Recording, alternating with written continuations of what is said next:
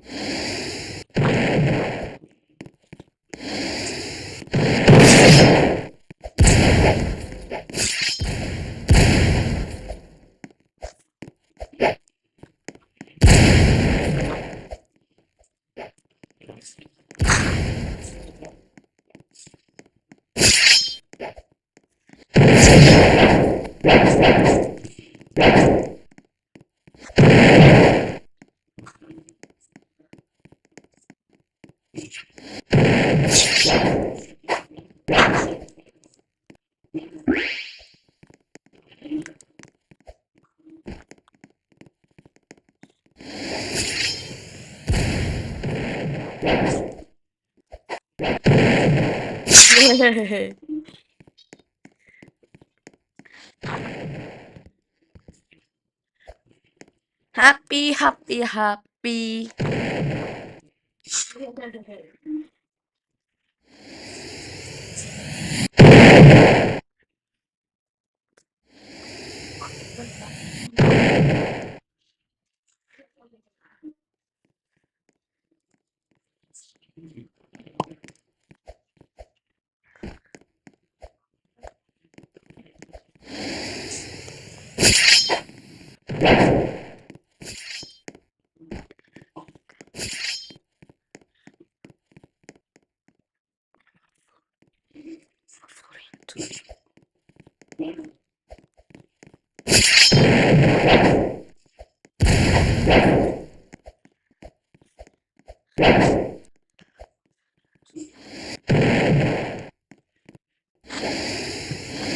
Ah!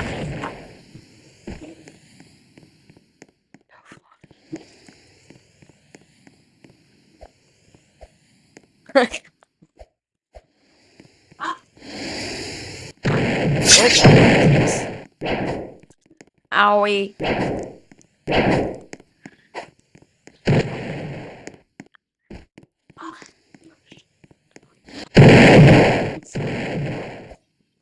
Caution.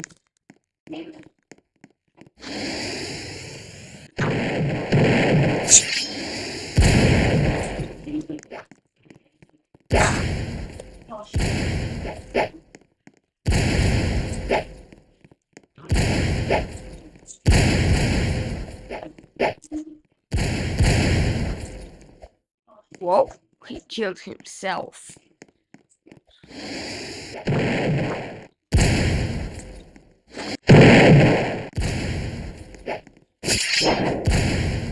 Killed himself.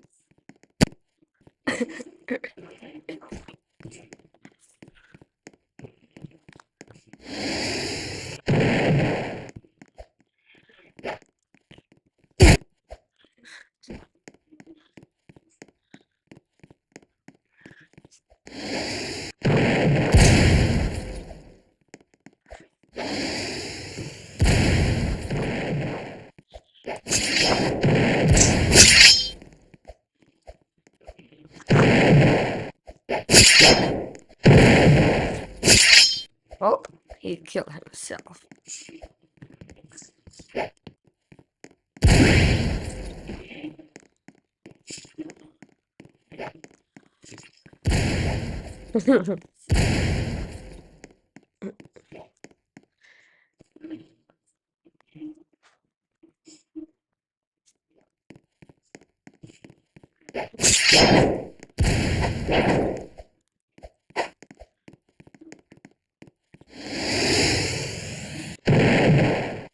Jesus. Ah! No, no, no, no, no, no, no, no, no, no, no.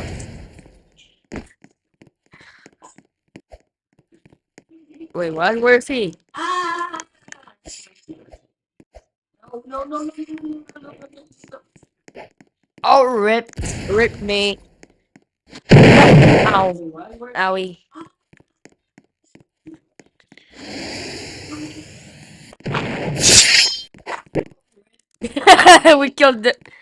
We killed ourselves. Oh wait, what?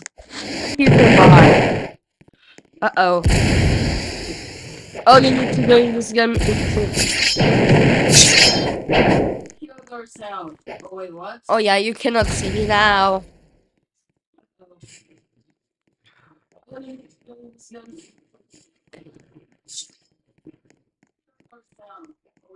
Oh yeah, you cannot see me now. Oh well, I see. To kill himself. Owie. Hello, you cannot come to me. Ah ah ah. Kill himself. Owie. Wait, take a flag, dude. Take a flag. Hello, you cannot come to me. Ah. Wait, take the flag, dude. Take the flag. You cannot see me.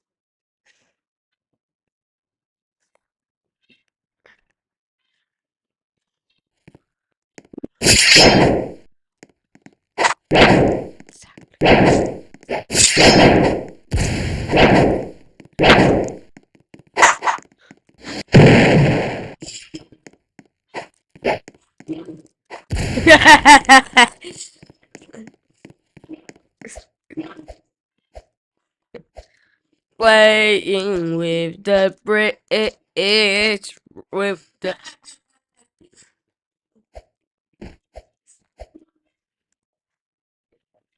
playing what? With the bridge, with the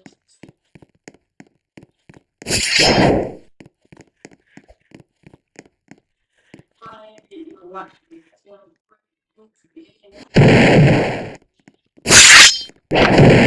Ah. Oh yeah, we need to.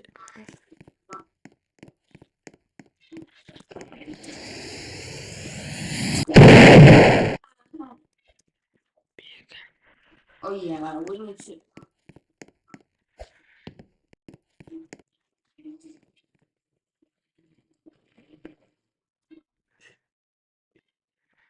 Oh yeah, with the base plate.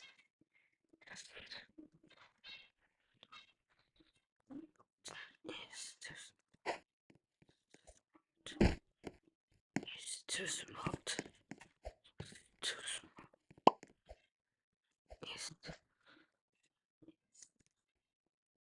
It's too smoked.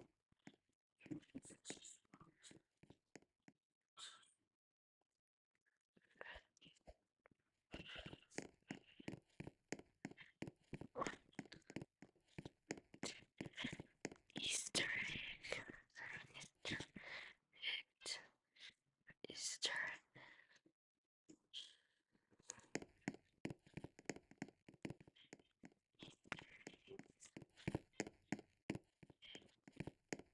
Solid.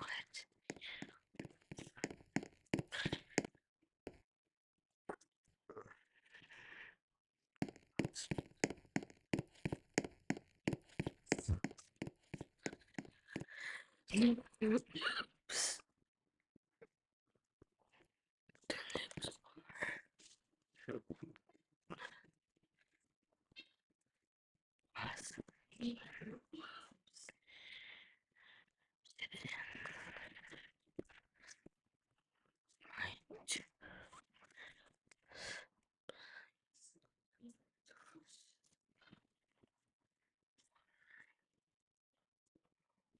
Yours.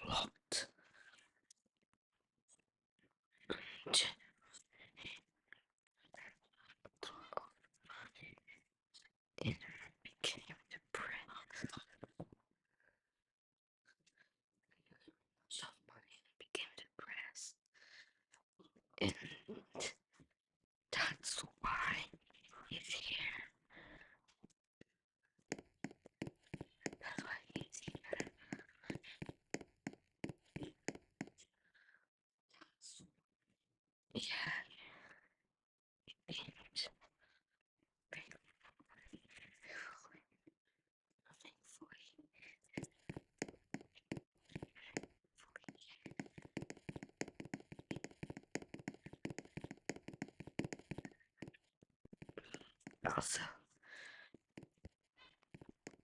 they also had a family. A royal family. A royal family. And they got kidnapped. Living powerless.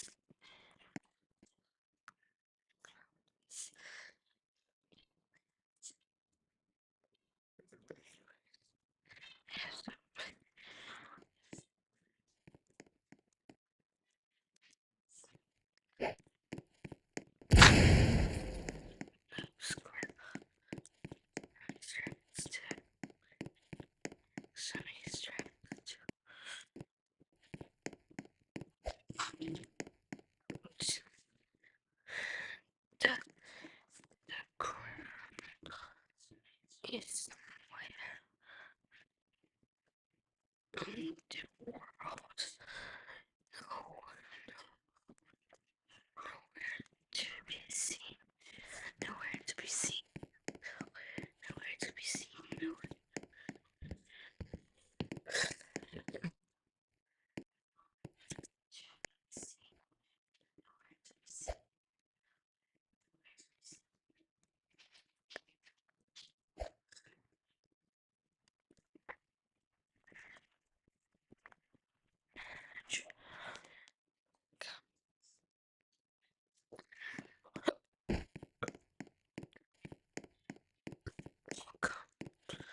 come back.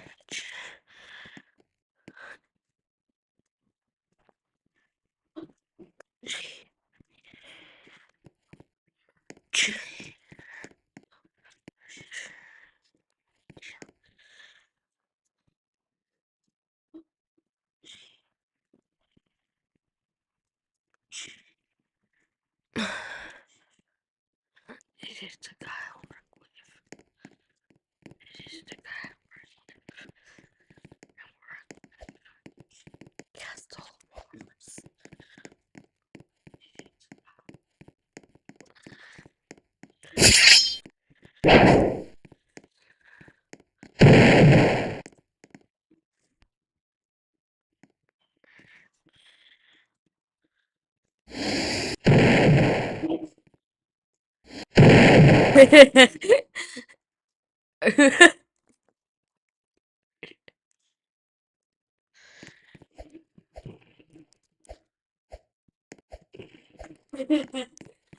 That's the water.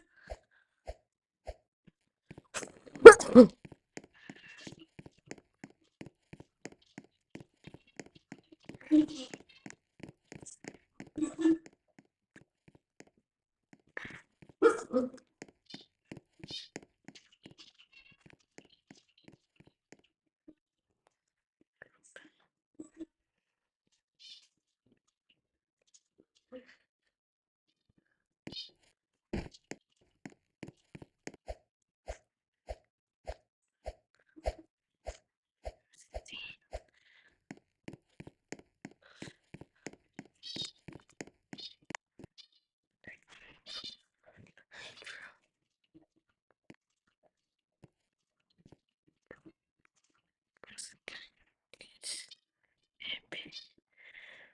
Very epic. Very epic.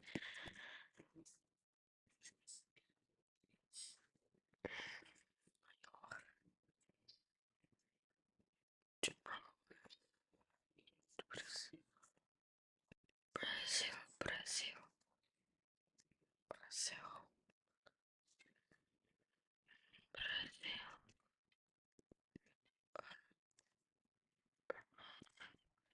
Brazil, Brazil.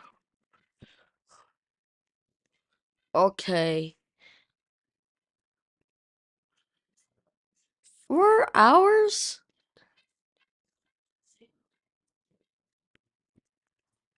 Okay. Hours?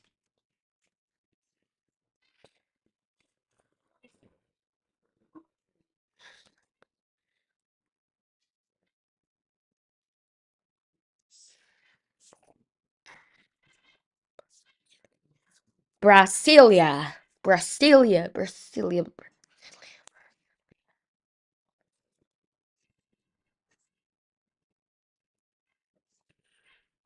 Brasilia. Brasilia. Fire. Fire. Fire.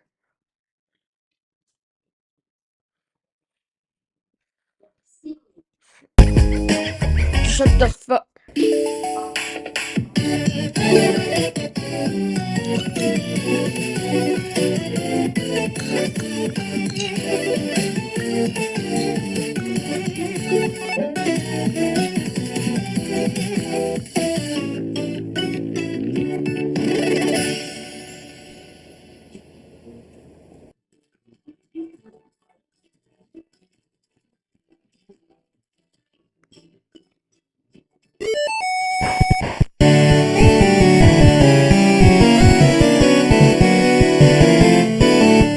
I wish I could recreate.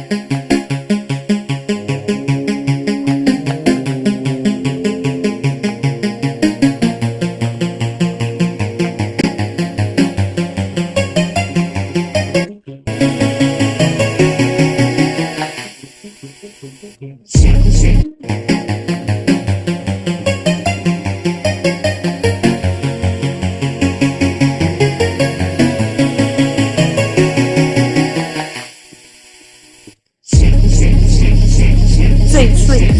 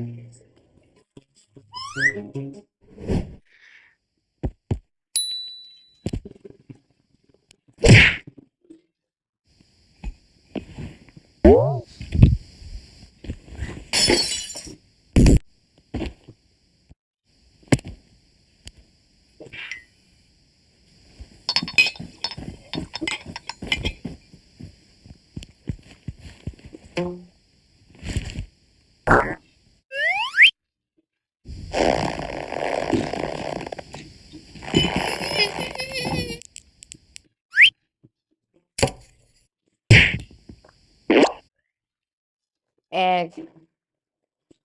Steak. I remember.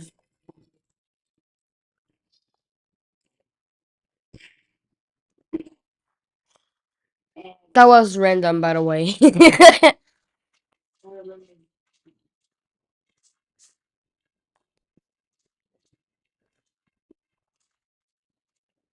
was random, by the way.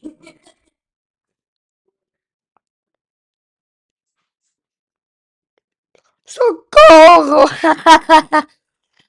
Holy shit, bro, I was laughing too much.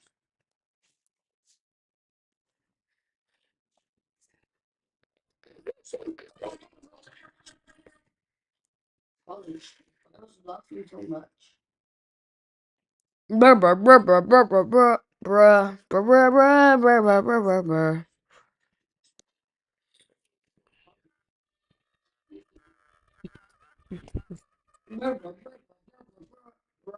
You removed my what?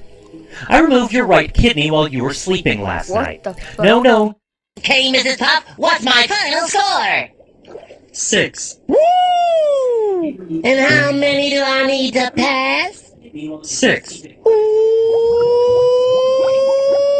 Hundredths. Fire in the hole! Fire in the hole!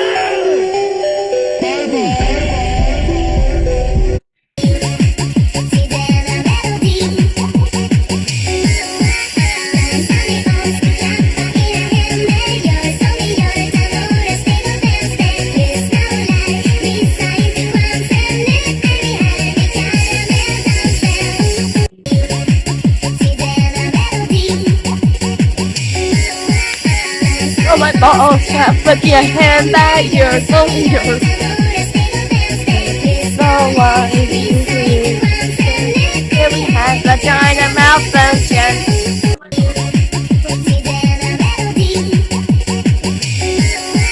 There's all my balls, can't put your hand back, yours, only yours. Oops. Too loud.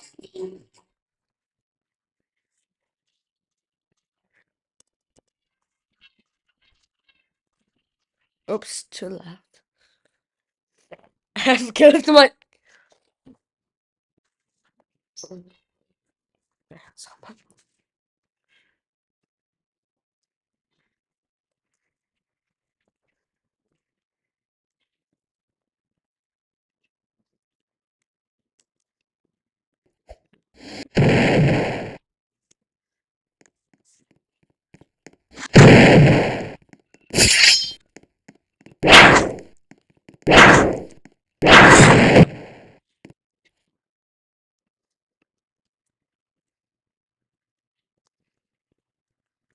Dance on my balls, cat, fuck your hand back.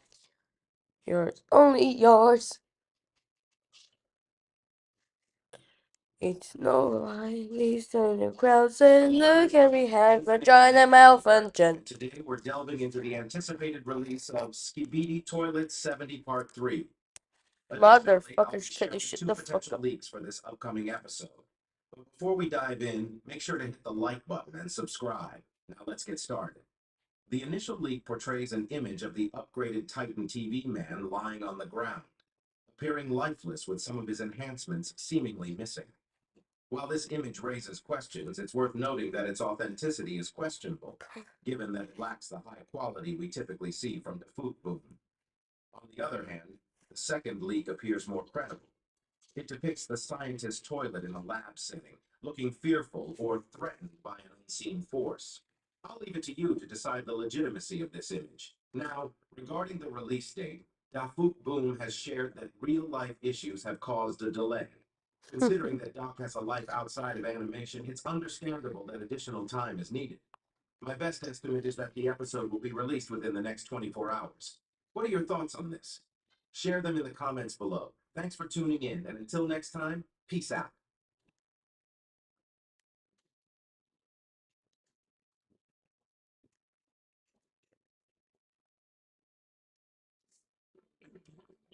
As bactérias crescem na sua boca, mas a proteção superior Colgate Total Advanced combate-as com eficácia 3 vezes superior e tem 8 benefícios diferentes para um sorriso saudável e protegido. Experimente Colgate Total, marca mais recomendada por dentistas para prevenção.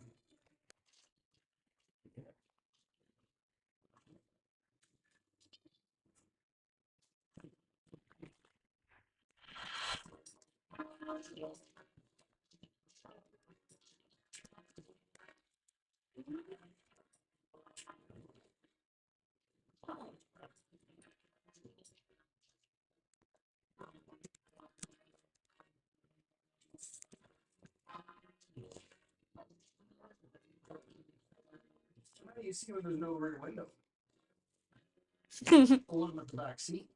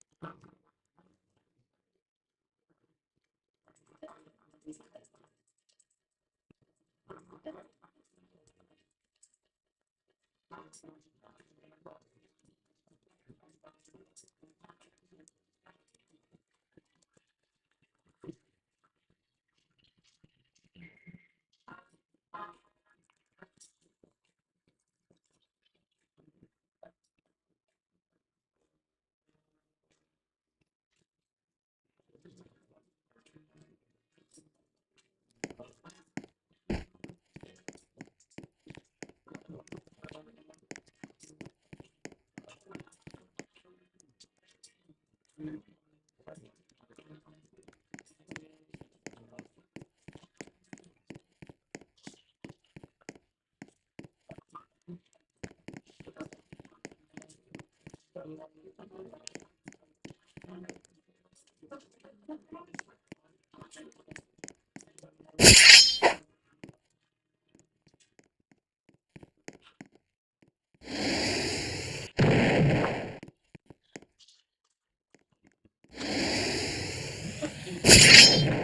what's happening here. It looks at first glance, but if you look closely, an over a cup of sweet jelly, most who are defending this jelly cup. Tactics, but trying valiantly to penetrate the troves of fire ants to steal some of the sweet goods are black crazy ants. Look up there. There's one who begins to have a drink. And another. And a third. But their taste is by fire ants. But black crazy ants. Guys, the way this all ends is pretty great. So, just sit back and enjoy watching how this intense. If I walked up to you right fucking now, me being a dude and you being a dude, and you were turned on by me, that would be gay! It's no different for fucking traps! Just cause Who will end up winning over this sudden battle between the black crazy ants and fire ants? It's time to find out. Here, on the Ants Canada channel. Subscribe to my channel. Welcome to the AC Family. Enjoy. AC Family, another ant war. This ant battle, however, is a little different, and you'll see what I mean later in the video. But do stay tuned until the end, as I will be needing your help, asking you a very important question regarding the team of ants that end up losing in this black crazy ant versus fire ant battle. And again, you will want to see a certain surprise reveal that I have to show you. So do stay tuned to the very end for all of that coming up. Meanwhile, let's go back to how this intense ant altercation started. It all began here. Fire Alley, the terrarium home of my pet fire ant colony, named the Crimson Nets. At one of their ant hills, workers were busy going about their routine house chores, cleaning and building. It's their feeding time, and they're about to get a nice fat roach. You'll love the fire ants swarming to work.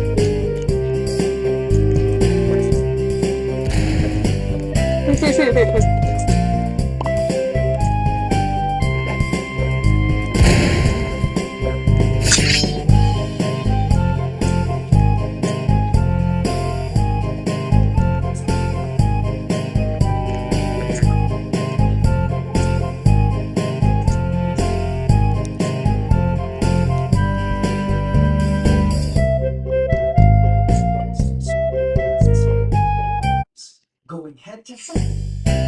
Competition.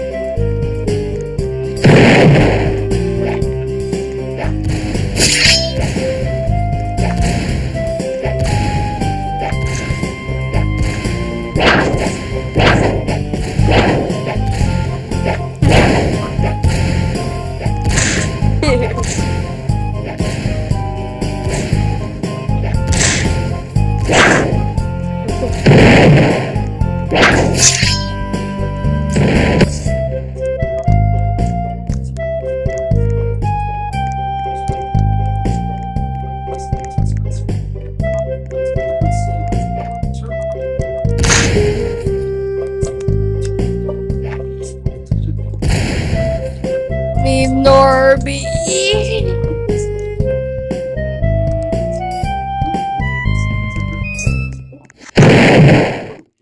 So what does he actually intervened despite the close proximity.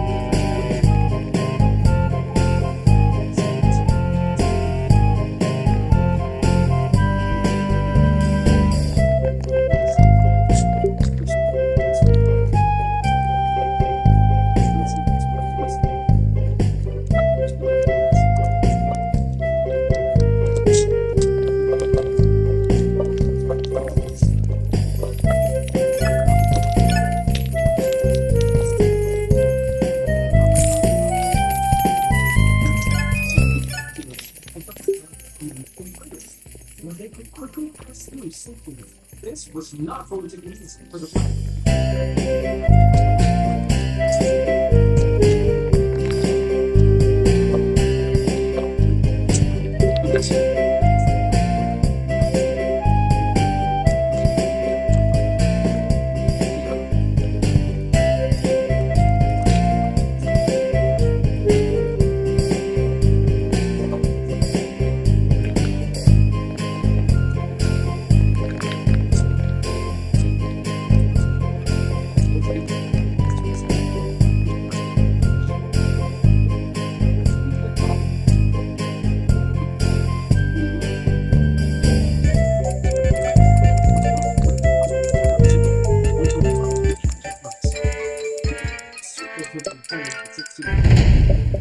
I wondered how this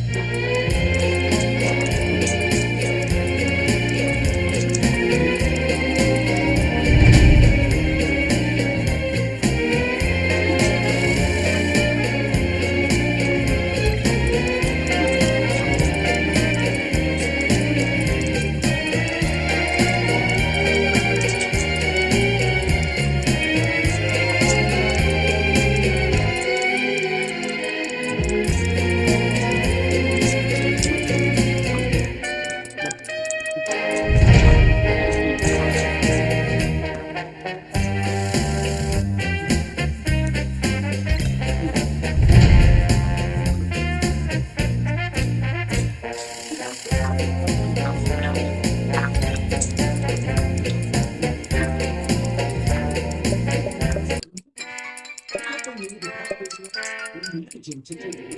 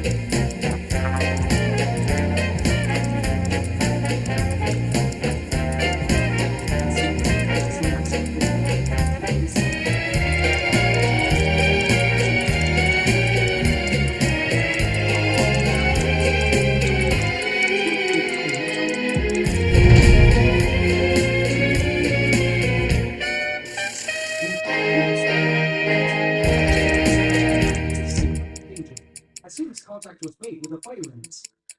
It was at this time that I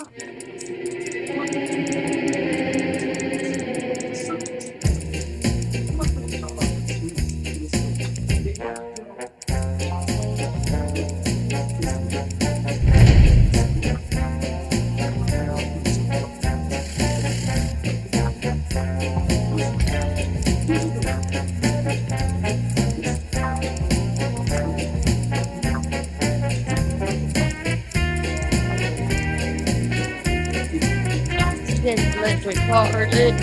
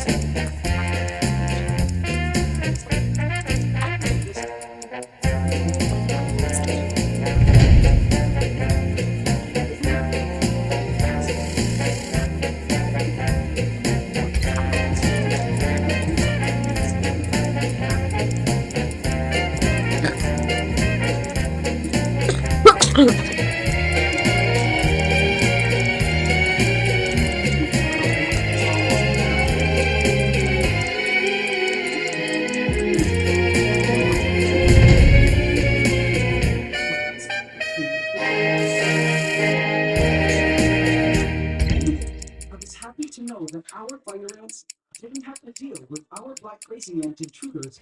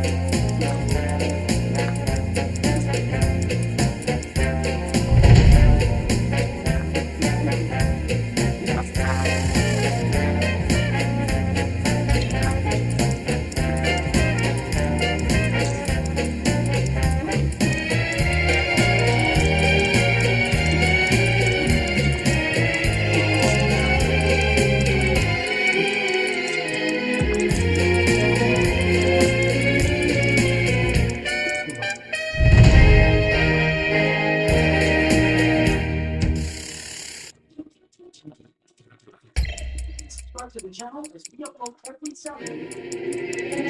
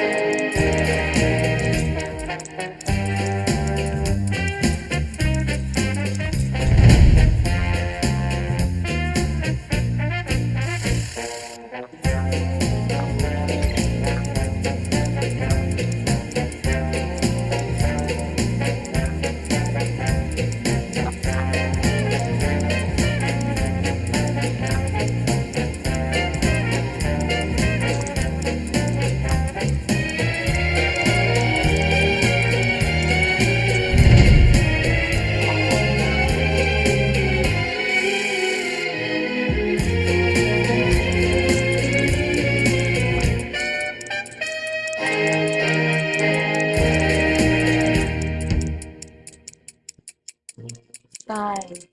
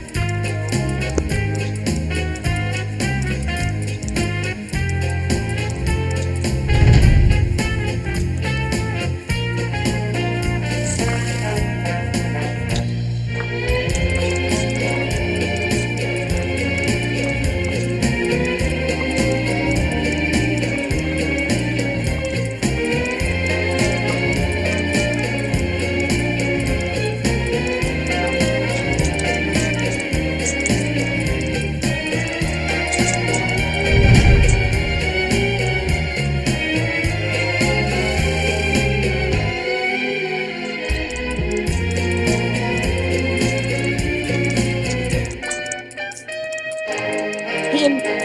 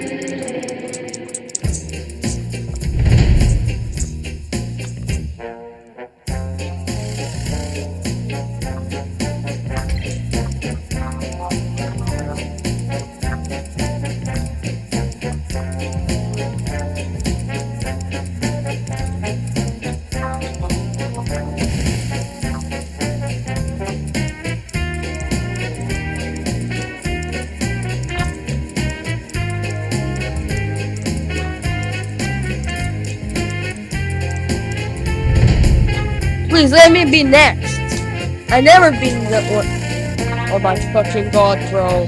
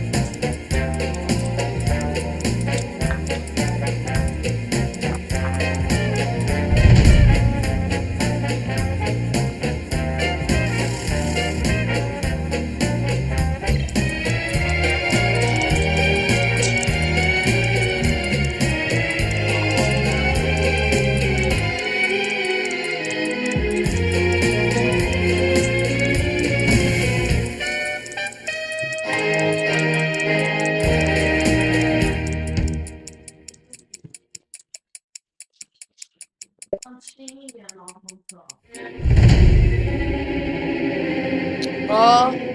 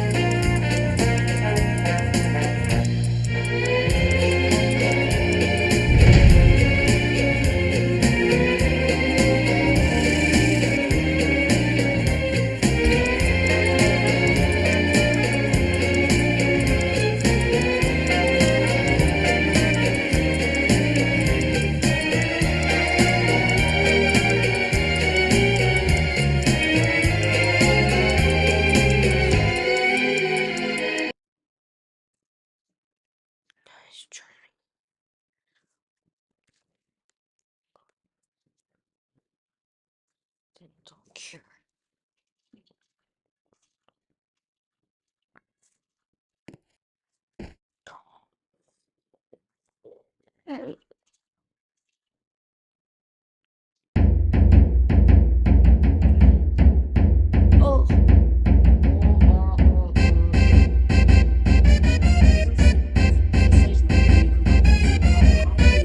Serão concentrados produzir perfeições e marcas Magnum. O novo sérum anti-imperfeições de Garnier. 3, 2, 1, go! In this video, we're going to be making some dibenzyl acetone, which is often used as an active ingredient in sunscreen. It's really good at absorbing UV, which is why it's used in sunscreen, but other than that, it doesn't have too many uses. This preparation is commonly done in teaching labs because it's a pretty easy example of an aldol reaction. Anyway, there's not really much else to say, and this is probably the shortest introduction in recent history. Okay, so this is everything that's needed to make the dibenzyl acetone. From left to right, we have acetone, ethanol, sodium hydroxide, and benzaldehyde. The amount of each chemical that I used is listed on the right. The acetone, ethanol, and sodium hydroxide were easily purchased locally, but the benzaldehyde had to be distilled from bitter almond oil. I actually showed the distillation in a previous video, and if you're interested in seeing that, I'll provide a link in the description. To start things off, I add 250 milliliters of 95% ethanol to a beaker. I turned on the stirring, and then I added 32 milliliters of benzaldehyde. The benzaldehyde very quickly dissolves, and we're left with a nice clear solution. I'm not sure why, but after standing for several minutes, the solution turned a little bit cloudy. Benzaldehyde tends to be oxidized in air to benzoic acid, but that's soluble in ethanol, and it shouldn't really make it cloudy. Anyway, the beakers are swapped out, and it's time to make a solution of sodium hydroxide. This is very easily done by dissolving about 18 grams of sodium hydroxide in 150 milliliters of distilled water. It's important to remember that dissolving sodium hydroxide is very exothermic, so the water is going to heat up quite a bit. With consistent stirring, all of the sodium hydroxide will dissolve, but the solution will probably still be a little bit cloudy. The cloudiness isn't due to any solids, and it's just air bubbles, so we don't have to wait for everything to totally clear up. The ethanol benzaldehyde mixture was placed back on the stir plate, and now it's time to mix in the sodium hydroxide solution that we just made.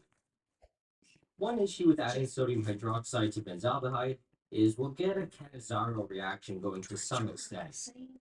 To limit the loss of yield, the next step should be done as soon as possible. After it mixed, it was really cloudy, and I just wanted to see if adding ethanol would clear things up. I added a pretty large amount, but it didn't really seem to help very much. To initiate the reaction, I then add 10 milliliters of acetone. Initially, it doesn't seem like things are happening, but very slowly the solution takes on its level. The yellow color will get stronger and stronger until it's a dark orange, and then the precipitate will start to fall out of solution. The yellow precipitate is the product dibenzyl acetone. The reason why it goes through this slow color transition is initially as it's being produced, it's able to dissolve in the solution. The concentration of the dibenzyl acetone increases. It will take on a darker and darker color. At some point, though, the solution won't be able to hold on to any more product, so as the dibenzyl acetone is produced, it will precipitate out. Here we can see the overall reaction that's going on, where 2 molecules of benzaldehyde react with 1 molecule of acetone. This all happens in the presence of sodium hydroxide, and it leads to the production of 1 large combined molecule called dibenzyl acetone.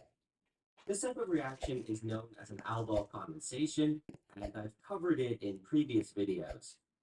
I have so many videos at this point that I can't remember exactly which Hello. video I might have done it in, but I know for sure I did it in a video very similar to this one. A very, very similar reaction to this is known as the cinnamaldehyde clock, and it's pretty much just using cinnamaldehyde here instead of benzaldehyde. It's called the cinnamaldehyde clock because the precipitate forms very quickly and at predictable times. If you guys are interested in seeing it, it's one of my very early videos, and I'll provide a link to it in the description. In terms of the mechanism, it's not too complicated, and I'll go over it fairly quickly. The carbons that are directly attached to a carbonyl group are referred to as alpha carbons, and the hydrogens that are attached to these carbons are known as alpha hydrogens. I won't go into too much detail here, but alpha hydrogens tend to be more acidic, so they can undergo acid-base reactions. In the first step, one of these acidic hydrogens will react with the hydroxide ion from the sodium hydroxide. This leads to a negative charge on the carbon, which can attack the carbonyl of the benzaldehyde. The negative charge that forms on the oxygen pulls a hydrogen from water, and the hydroxide ion is generated. Another hydroxide then comes along and deprotonates the intermediate, which generates a negative charge. The electrons move to form a double bond, and the OH is then kicked off. This leads to regeneration of the hydroxide ion and the intermediate benzyl acetone. The steps are then repeated on the benzyl acetone that we formed, which will generate our final dibenzyl acetone. The use of sodium hydroxide here speeds up the reaction a lot, and because it's regenerated at the end, we can say that this process is base catalyzed. The major product that we form here is the trans-trans product, which refers to the stereochemistry of each double bond.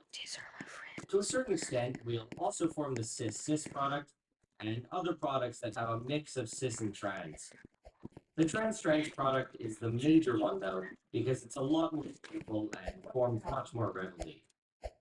After the procedure, I continued stirring for about 30 minutes.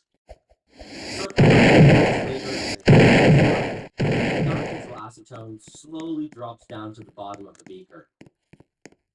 Once everything is settled, it should all be at the bottom of the beaker, and above it will be this orangey red solution.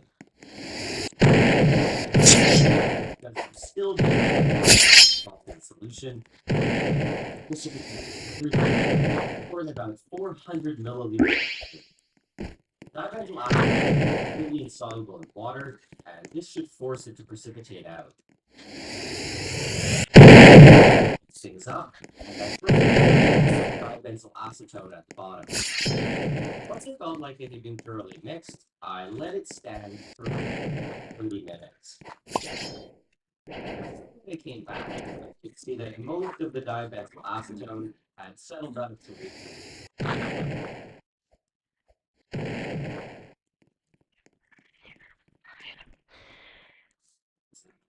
Supostamente passa a pedir todas as suas subscrições e opções.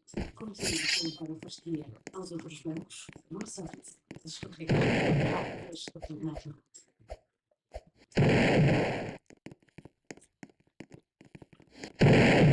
O jovem Rogério não.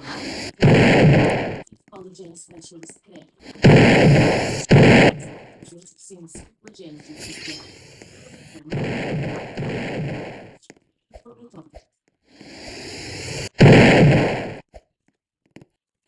The product was then separated by vacuum filtration.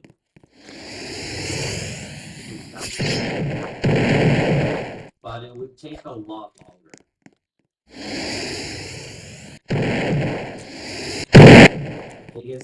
So I took these off in a few separate batches. It would be a good idea to invest in a larger funnel, maybe something capable of holding a liter, but I honestly always forget to buy one. Anyway, it's not like doing it in separate batches takes that much longer, and it still only takes something like 5 minutes. Once I've added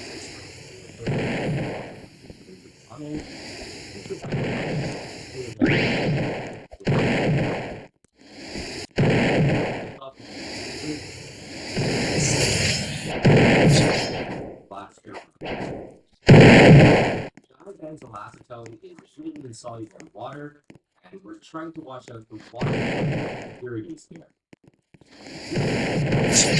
Just sodium hydroxide and leftover benzaldehyde. A few times, and then I kept them to pull off as much water as possible.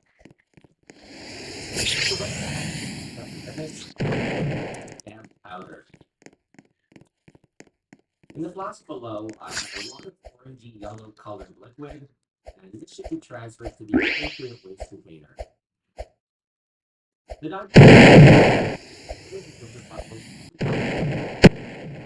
The product here is still pretty impure, and it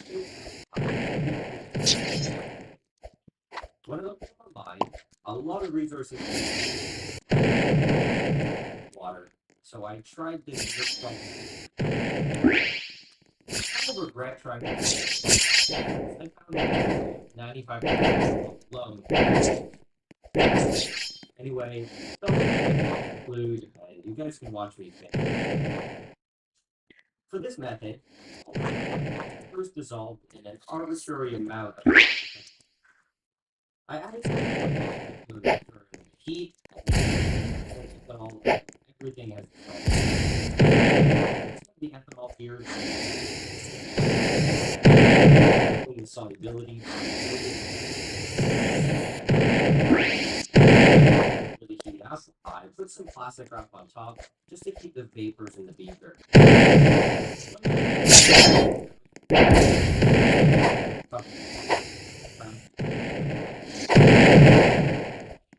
Eventually, all dissolve, and I start to add water to increase the solubility. It's going to be a little bit water. Some impurities, and I'll show you how to shoot this out. See here that a precipitate appears when I shoot the water in, but it very quickly dissolves back into the ethanol. Just enough water so that I need to add a little bit more ethanol. This is as the solution, the product should slowly crystallize. So it doesn't. It's really solid, but after adding some water, the carbon. So I went ahead and added a little bit more ethanol. After a few additions, it was back on, so I know I've reached the right point. As I mentioned before, though, it's cloudier than it should have been. I'm going to do a hot. The solution was filtered through some coffee filters directly into another beaker. One thing to point out is all the is floating around the original first beaker. Close it. When the start was on, it wasn't super evident, but once I turned it off, the solid stuff started to tint the water. And turning off here is mostly that soluble stuff. It might look like I have more only because I started with a beaker and I'm filtering things into a pipe.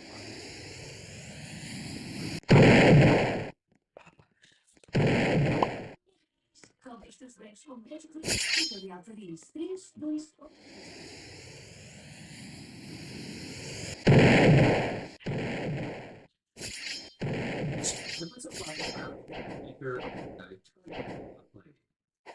The solution here is opaque, definitely a lot less purity.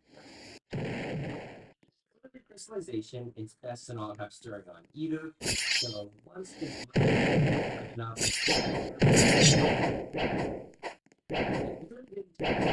let's start with some solid. This is a problem. In a recrystallization, you want the product to come out somewhat slowly. If the product comes out too quickly, it won't have time to form crystals, and it can actually trap impurities as it crashes out of solution.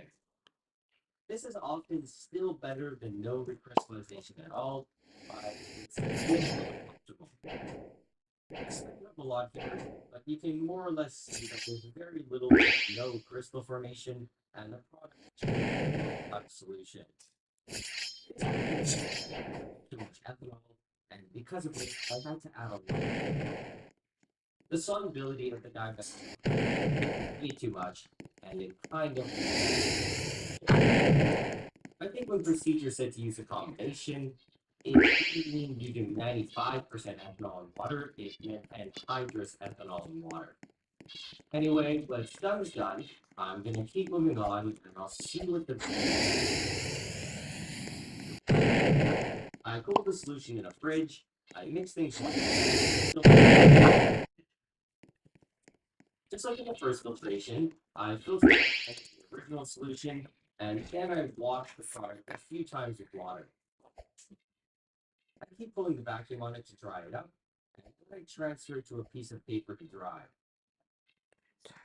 I remove the stir bar and I spread the powder out so it can dry more quickly. The powder just sits on a piece of paper. Yes! Yes, sir. Yes, ma'am. Swap out the paper towel, Alright. just so things can dry as fast as possible. Ba-da-ba-ba. After the years, I was left with some relatively dry powder, so I went ahead and tested the melting point.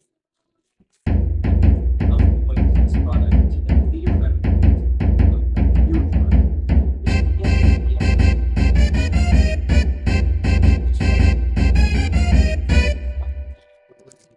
crystallization, but it still wasn't close enough to theoretical. 3, 2, 1, go! This one of your products could be at most 10 degrees away from the theoretical. I normally strive for something like 2 to 3. To clean it up further, I decided to but this time I would use just the 95% ethanol, and I wouldn't add any extra water. I started by adding just and last stir bar to work. Once the stir bar is working, put on the hot plate. Dissolve.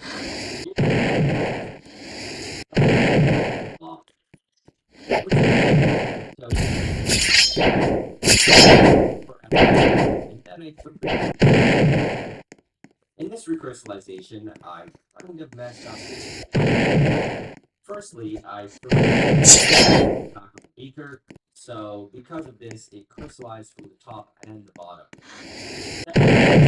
Working on my trimethylamine video at the same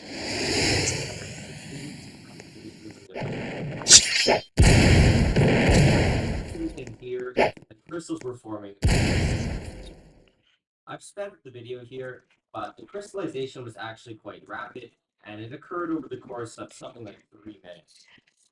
Once this reached room temperature, I put the beaker in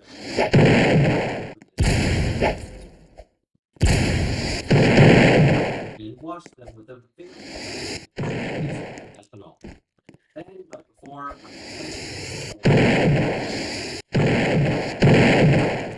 once the crystals were dry,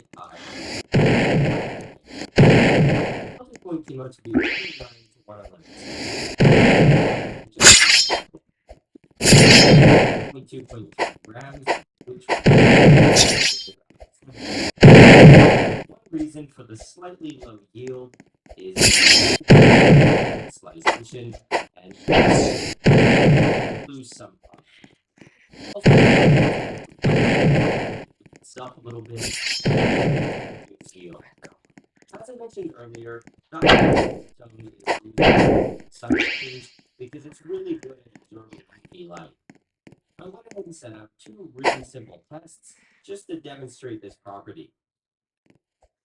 I started off by dissolving some of the dibenzolacetone into some 95% ethanol. I'm trying to make a saturated solution here, so some of the dibenzolacetone is not going to dissolve. After swirling around the beaker for a minute or so, I was ready to move on. I should have tested it before I couldn't upload it, by the way. In the beaker on the left, I have the solution I just made, and in the beaker on the right, I have some plain ethanol. What I do now is I lift each beaker, see that light is able to shadowing, but that's mostly because of the beaker. Now that we know what it looks like under white light, we can take a look at it. I turn off the lights and then I turn on the UV light. Or I test to see if the light. So we're putting ethanol.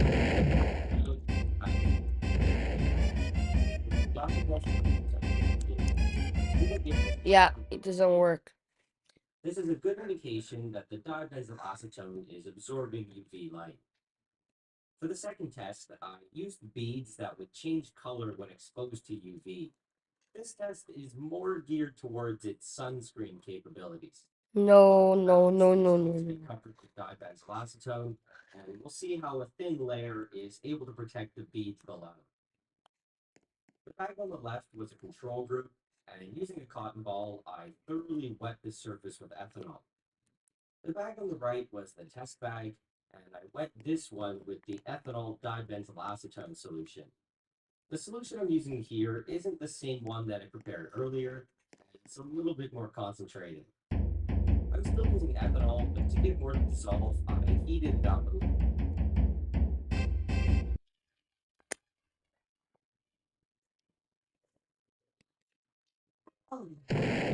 Exploração sem limite. Olha,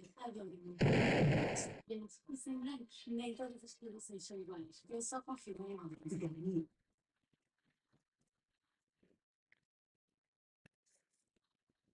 Right after wetting the test bag, I then turned on the UV lamp.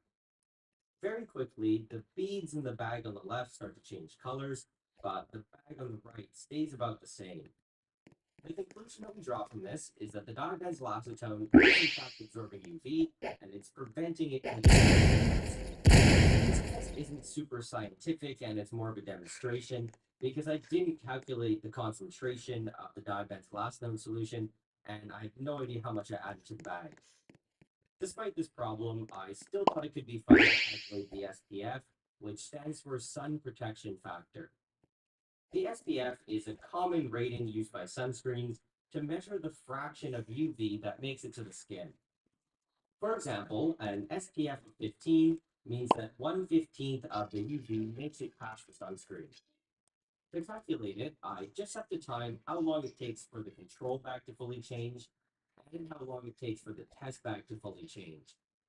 By dividing the time of the test bag over that of the control bag, we'll get our SPF. Keep in mind, though, that this isn't the most rigorous test, and it's probably quite inaccurate. While I was waiting for it to be done, I played around with things a little. If you look at the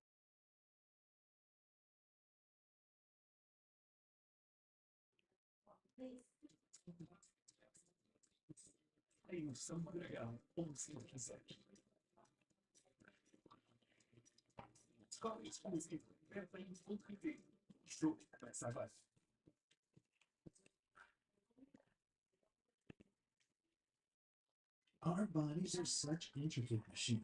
We aren't even close to fully understanding them.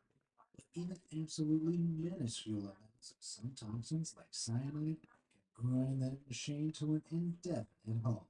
So grab yourself a hazmat suit and stay behind the protective screen you're watching this on. Because from snake venom to killer bees, we're about to find out what the deadliest substance on this planet really is.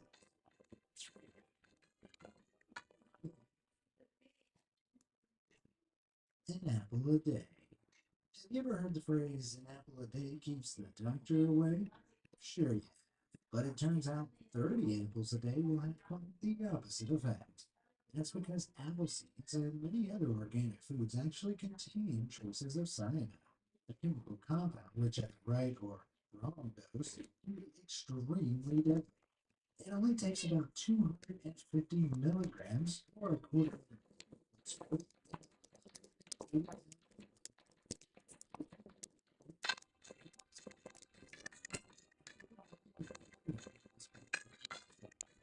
it's crystalline salt. Once inside, it stops your cells from using oxygen. This creates a very green, because they require the most oxygen to keep taking on. Cyanide acts fast. If swallowed, you'd be a goner in a few minutes. But if inhaled, it could be as little as a few seconds before the lack of oxygen causes your whole body to shut down. Yeesh. Fortunately, you'd have to gobble about 150 apple seeds to actually consume enough of the stuff to prove fatal. And unless you enjoy hanging around in some fumigated houses, you won't be in any danger of inhaling it. Even so, I'll be thinking twice about a second slice of Grandma's apple pie next time I see her. She says I always inhale the first one. Metallic mimicry. I always thought the most dangerous substances would be green glowing liquids bubbling away in a secret lab. But one non-glowing silvery metal took the lives of almost 1 million people in 2019 alone. Jeepers is lead, and it's found in the Earth's crust itself. The fatal dose for lead is relatively high, around 36 grams. But that's not the freaky part. If you're